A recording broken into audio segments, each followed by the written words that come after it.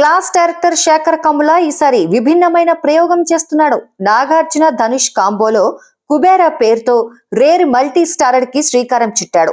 బికారీ తరహా లుక్ లో కుబేరాలో కనిపించబోతున్నాడు ధనుష్. ఇటీవల కుబేరా నుంచి వచ్చిన ధనుష్ ఫస్ట్ లుక్ కి మంచి అప్లాస్ లభించింది.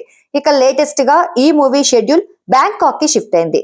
బ్యాంకాక్ షెడ్యూల్లో నాగార్జున పాల్గొంటున్నాడు. సెట్స్ లో నుంచి రిలీజ్ అయిన వర్కింగ్ స్టిల్స్ తో డైరెక్టర్ శేఖర్ కమ్ముల ఏదో చెబుతుండగా అందుకు నాగార్జున ప్రతిస్పందిస్తున్న ఫోటో ఇప్పుడు నెట్టింట చక్కర్లు కొడుతోంది.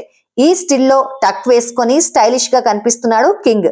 అయితే నాగార్జున ఫేస్ ను మాత్రం రివీల్ చేయలేదు. తన రెగ్యులర్ జానర్స్ నుంచి కాస్త పక్కకు జరిగి ఈసారి ఓ సరికొత్త జానర్ ను ట్రై చేస్తున్నాడు శేఖర్ కమ్ముల. ఈ మల్టీ స్టారర్ లో రష్మిక కథానాయికగా నటిస్తోంది. రాక్ స్టార్ దేవి శ్రీ ప్రసాద్ సంగీతాన్ని సమకూరుస్తున్నాడు. సునీల్ నారంగ్, పుస్కూర్ రామ్మోహన్ రావు సంయుక్తంగా ఈ చిత్రాన్ని నిర్మిస్తున్నారు.